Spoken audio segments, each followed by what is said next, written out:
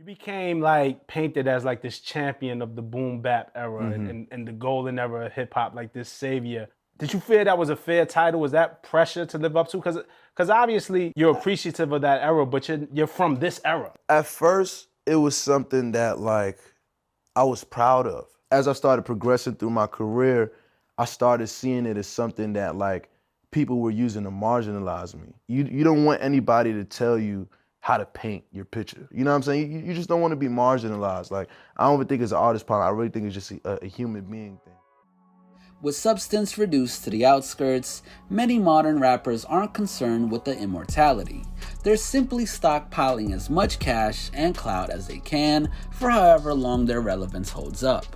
Meanwhile, some MCs are still seeking to plow ahead with their own distinct visions. But with the exception of Kendrick and Cole, these radicals largely find themselves stranded on the cusp of wider fame by refusing to water down. From Denzel Curry to JPEGMafia, Injury Reserve, Clipping, and the Beast Coast crew, they're all afflicted with an informal ceiling on them where, in previous eras, their unique perspective and originality may have been their selling point. When it comes to this scenario, no one is more of a case study for this exasperating fate than Brooklyn's own Joey Badass. Emerging into the internet-led hip-hop sphere before he'd even graduated high school, the enigmatic Badman made a name for himself by blending technical wizardry with a political, socio-economic, and interpersonal awareness that far exceeded his years. Arriving as the leading export from the Malaya Obama-endorsed Capital Steez Guided Pro era, the clique purported themselves to be the best and believed it to be evident. Set to be on his third life, Joey's approach to his craft was informed by teachings of the generation that had been drip-fed into his consciousness since his early age. I represent hip-hop in its form that you have to be very gifted with words to be considered an MC, he told The Guardian.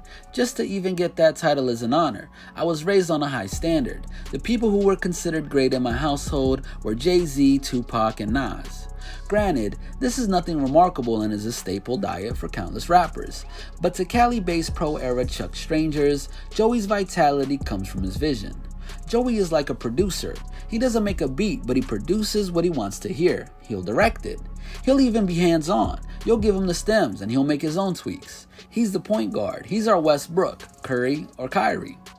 Where artists such as Vince Staples feel that it is unnecessarily placed on a pedestal, Joey has always refused to dilute his love and appreciation for the era that his parents conceived him in.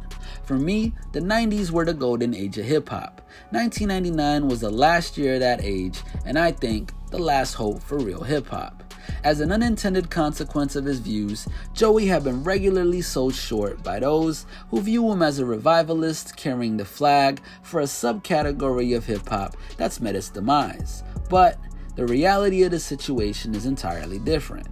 Far from a copyist that's retracing the same old patterns, some of Joey's work is unmistakably indebted to the past while still bringing its transferable traits to the present day. On his breakout mixtape 1999, he repackaged doom beats, boom bap, and the anti-establishment sentiments of early hip-hop. On his major debut, Before the Money, he enlisted DJ Premier for Paper Trails before updating Nas, keeping his imprisoned homie spirits afloat on One Love with his peace of mind. Meanwhile, All-American Badass took the spirit of Chuck D, Common, and Dead Prez into a vibrant new space.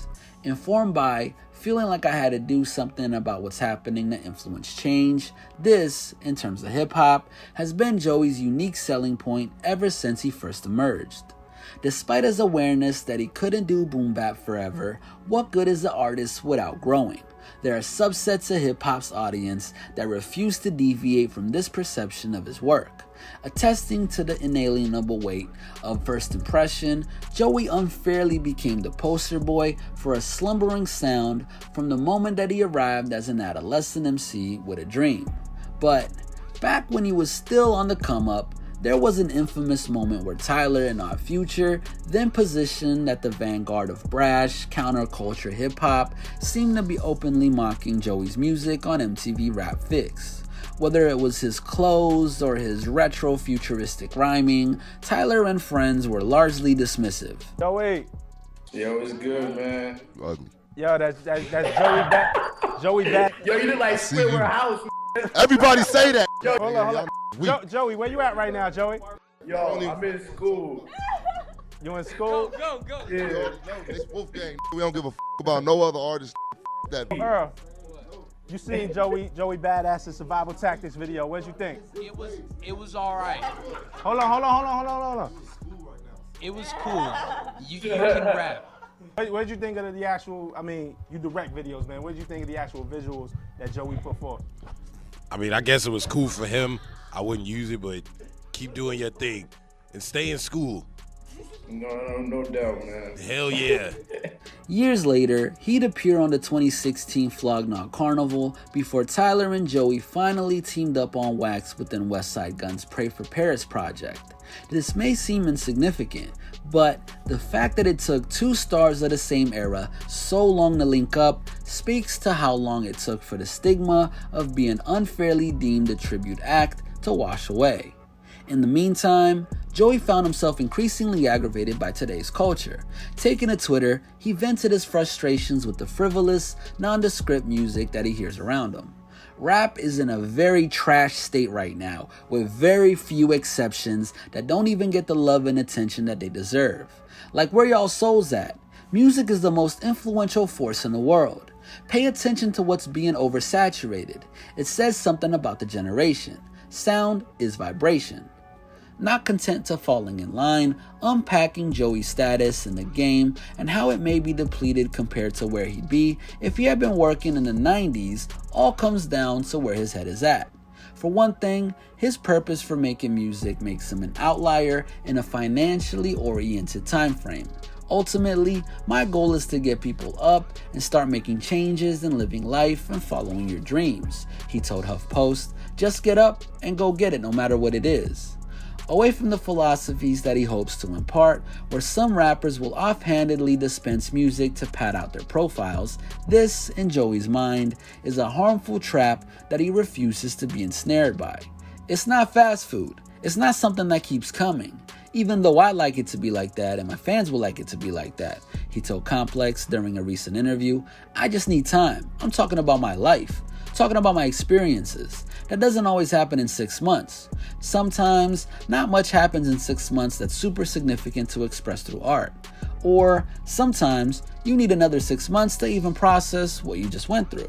So, it's just about taking my time to produce the best body of work. I won't settle for anything less than a classic. Solely interested in prime cuts rather than the entrails, this situation is afforded to him by refuting the mainstream machine. Something which, thanks to the internet, is afforded a pro era in a way that would have been unfeasible in the previous generation. I took that pressure and I turned it into positive inspiration and focus, he told Observer. When you're independent, you have way more creative freedom. It means you're able to make bread off an album. It's more work for sure, but it's the way I built it. Empowered by an audience that holds his informative and lyrically engulfing style in high esteem, Joey Badass isn't as removed from modern hip-hop circles as some will believe. Instead, the grind he's put in to solidify his brand allows him to engage with it exclusively on his terms. When it comes to collabs, his excursions outside the fortified ranks of Beast Coast Bubbly are few and far between, but retains their impact. Whether it's Cole, Schoolboy Q, or the reoccurring link-up with Onyx on each album, Joey keeps his operation tight-knit and populated by MCs that he has admiration for. Even when he's worked with the late XXXTentacion on Questions Infinity 888 and the Charged King's Dead freestyle, it wasn't born of financial viability or the sort of black and white pragmatism that comes from hip-hop as dedicated from the boardroom. It was just two independent artists converging on the grounds of mutual admiration. Compare this to how Joey's verse was taken off of Post Malone's Rockstar. Said to be present throughout the studio sessions, it seems he was removed due to being an unproven commodity to the mainstream audience, while 21 Savage was a safe bet. However, Joey seemed unfazed by the whole scenario and simply reaped the rewards of his pen. I actually co-wrote the song with Post, he later revealed. Quietly got my first #1 off that. More ghostwriting in 2018.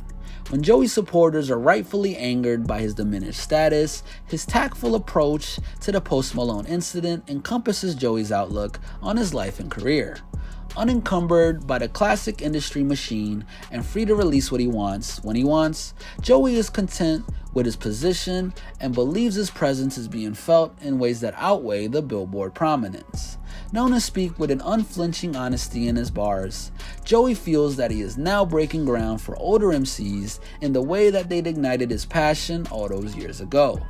Adamant that he had a hand in inspiring Jay-Z's 444, he stated that, "I put certain pressure on these OGs in the rap game, like, they know what they gotta talk about now, cause they got young Joey Badass coming out, talking about it before they get a chance to talk about it." To many, the insightful style that Joey's fans laud is the impregnable barricade that stopped his quest to become a household name. But as far as Joey is concerned, history will smile with greater fondness on his legacy than many of those who pursue trends over timelessness. As he barrels towards a new album, this won't do anything to quell the injustice that his supporters in the hip-hop world feel about his place adjacent to hip-hop's power source. But as the youngest under 30 on the Forbes list sees it, being overlooked is an important tool at his disposal. I'd rather be underrated than overrated, because I always have this place to get to. You know what it is? It's social currency. People want to feel as if they're empowering you with something. The fact that you could still put people on a Joey Badass makes it exciting. If you can't put nobody onto something, there's no social value. You don't feel relief or joy by sharing this with somebody else. So, I think being underrated is good. This has been a HipHopMadness original. Make sure to stay tuned and stay up to date with everything we got going on by hitting that subscribe button and notification bell. Oh, and don't forget to follow us on Instagram at HipHopMadness and join the movement.